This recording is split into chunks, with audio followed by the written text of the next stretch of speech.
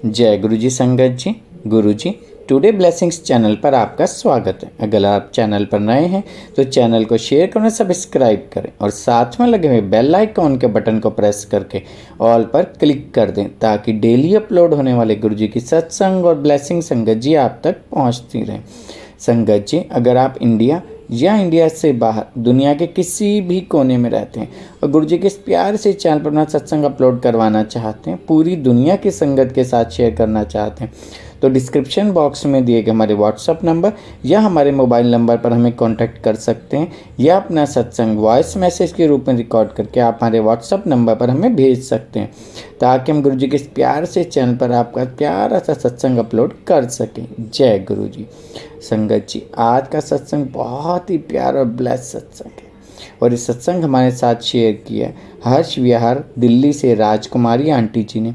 हाँ जी, हर्ष विहार दिल्ली से राजकुमारी आंटी जी ने सत्संग हमारे साथ शेयर किया। मैं दिल से उनका शुक्राना करता हूँ कि उन्हें गुरु जी से आज्ञा लेकर गुरु जी के इस प्यारे से चैनल पर अपना सत्संग शेयर किया। चलिए सत्संग स्टार्ट करते हैं। जय गुरु जी। जय गुरु जी।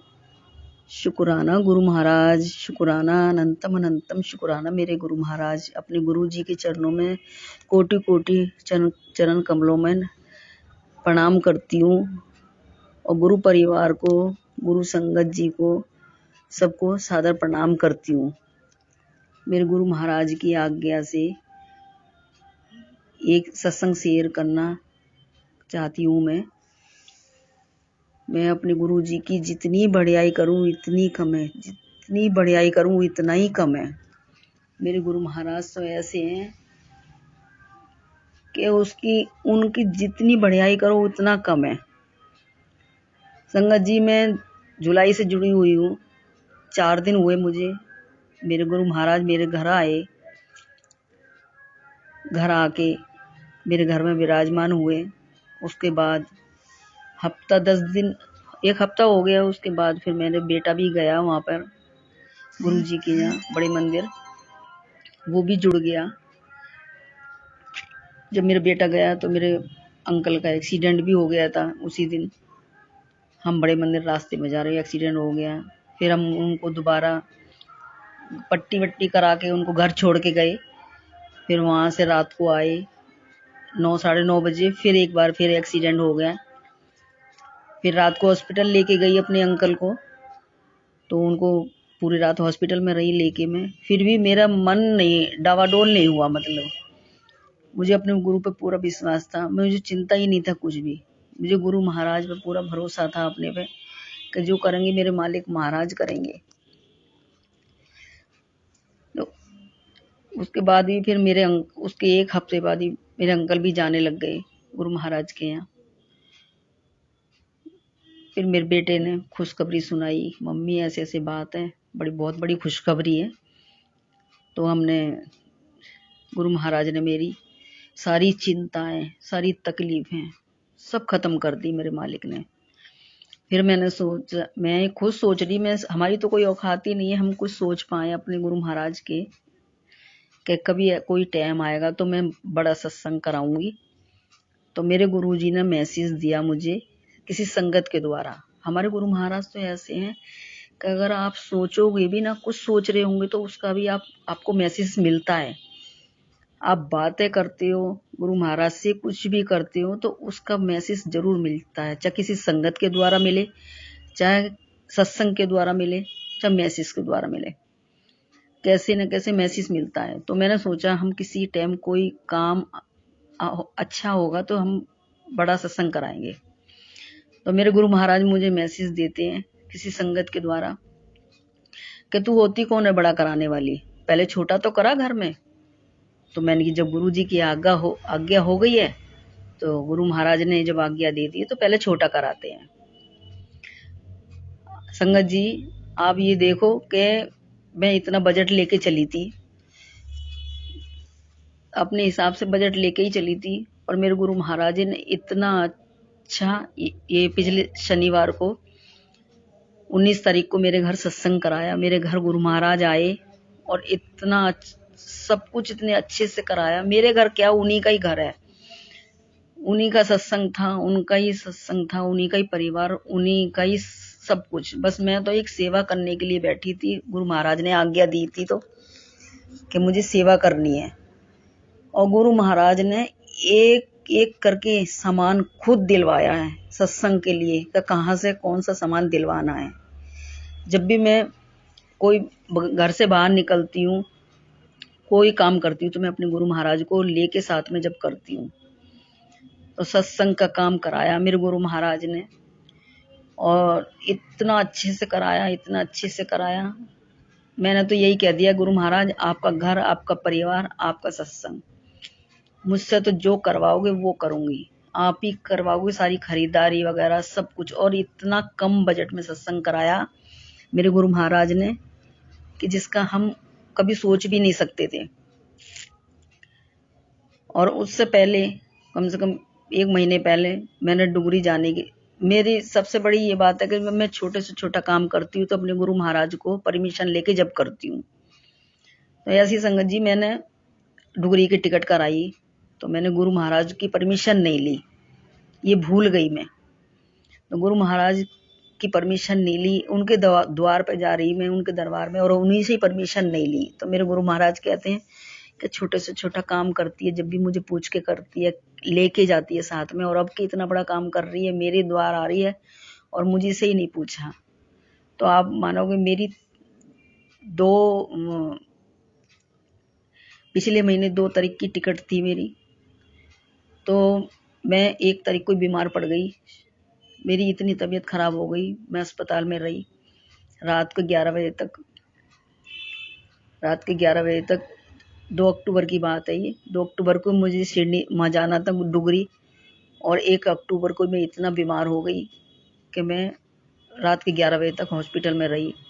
फिर आ गई रात को, फिर मुझे आराम आ गया, मैं आराम से सोई।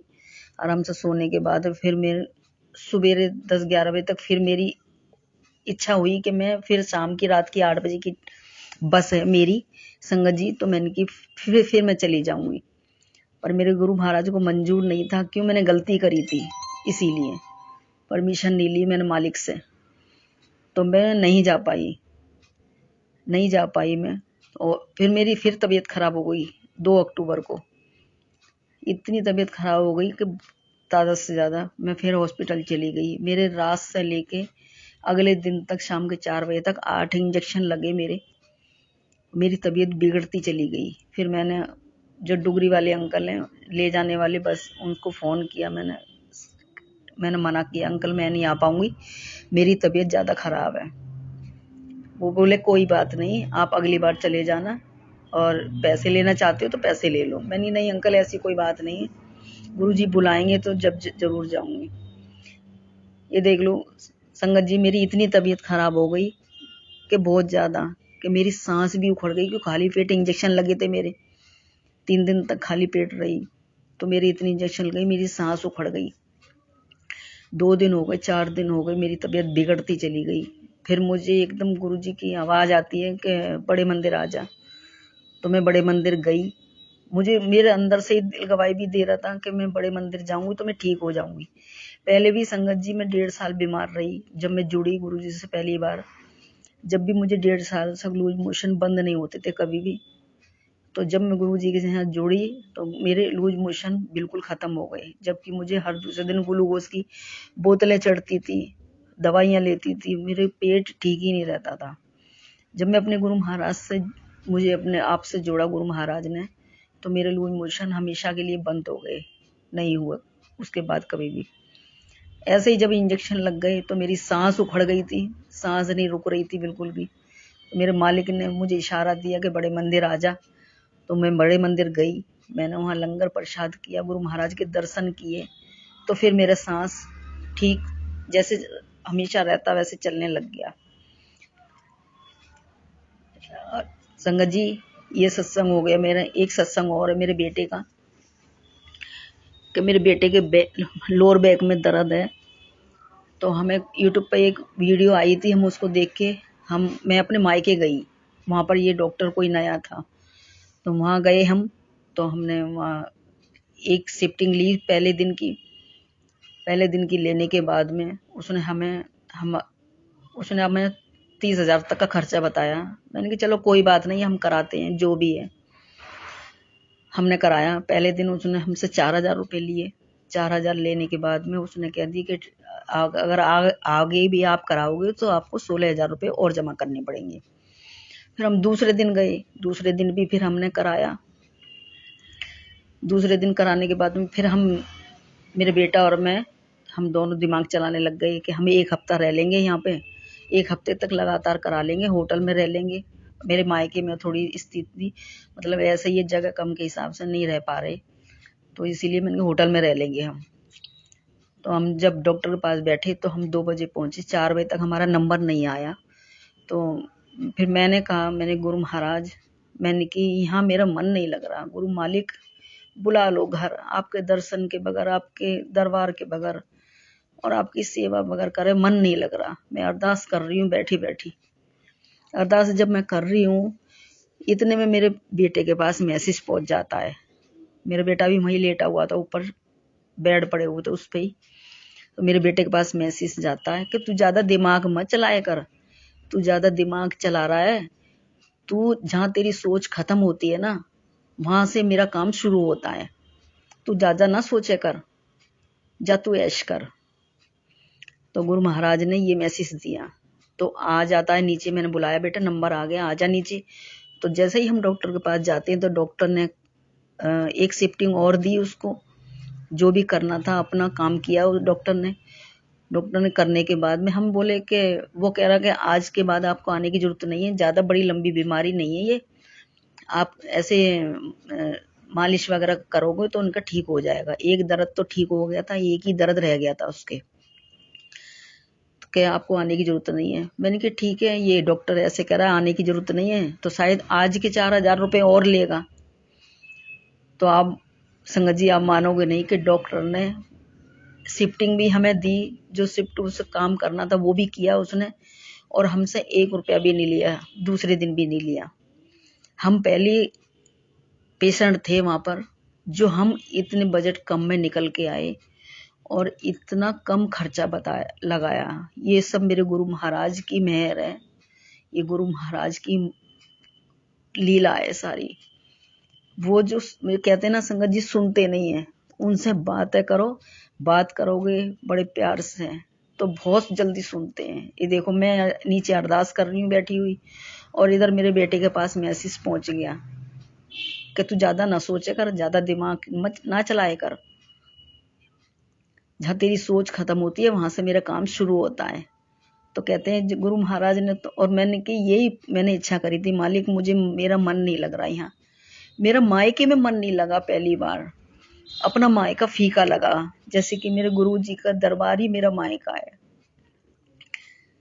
मुझे इतना वो हुआ, मैंने मालिक बस आपकी सेवा बगैर कर नहीं रह सकती, मुझे और कुछ नहीं चाहिए। आप अपने दरबार में मुझे बुला लीजिए, अपने दर्शन कराइए मुझे। हालांकि गुरुजी मेरे साथ गए, जबकि मुझे छोटा सा स्वरूप मिला था गुरुजी का लॉकेट के रूप में, तो मैंने 15 दिन से मेरे पास रखा था, ना तो मैंने पहना ना कुछ, और पता नहीं क्या हुआ, चलते चलते मैंने वो स्वरूप उठा के अपने बैग में रख लिया।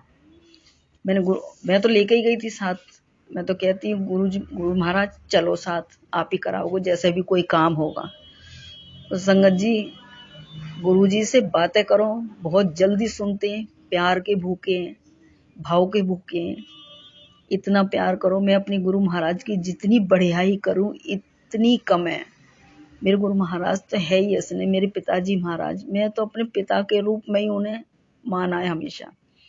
और इतनी मेरी सुनते हैं, इतनी बातें करती हूँ मैं अपने मालिक से, इतनी बातें करती हूँ कि हर बात मेरी सुनते हैं और समझते हैं। मुझे उसका मैसेज भी मिलता है।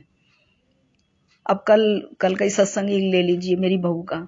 वो कहती है मम्मी हमें ये खरीदारी करके रखनी चाहिए, कोई खुशी का टाइम आने वाला है, चाहे कुछ भी हो, चाहे बेबी बॉय हो चाहे बेबी गर्ल हो। मैंने कि बेटा नहीं, कोई हमारे गुरुजी बैठे हैं, वो हैं हमारे साथ, जब टाइम कोई होगा तो वो सारे काम खुद कराएंगे।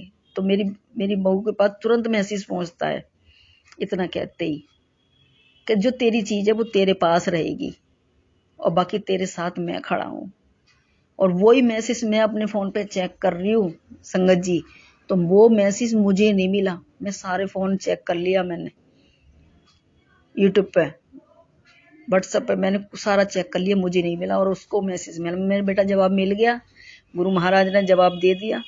तो आप कुछ मत सोचो, बस ये सोचो कि हमारे मालिक बैठे हैं हमारे साथ, हमारे गुरु महाराज बैठे हैं, हमारे पिताजी महाराज बैठे हैं।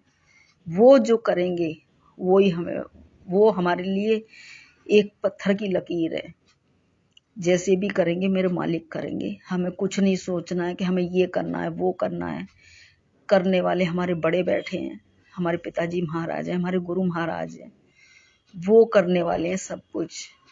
एक वो दिल की भाव देखते हैं कि तुम कैसे मन से, कैसे दिल से उनसे बातें कर रहे हो।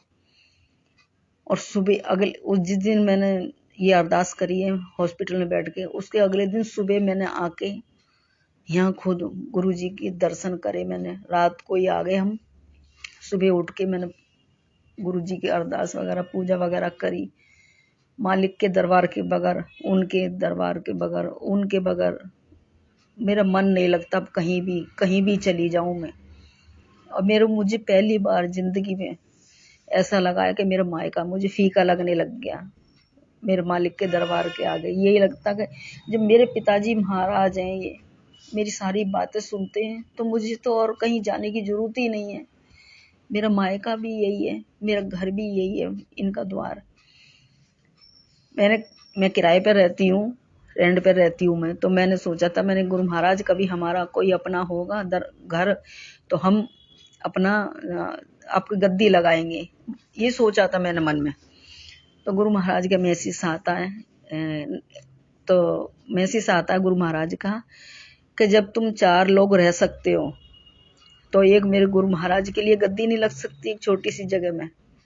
अब मानो संगत जी देखो कि मैंने जब ही अपने किराए के घर में ही गुरु महाराज की गद्दी लगाई दिवाली पे पहली बार, और इतना रौनक हुई मेरे घर में, इतना ऐसे लग गया कि जैसे पूरा सुरग लोग मेरे घर उतर के आ गया है।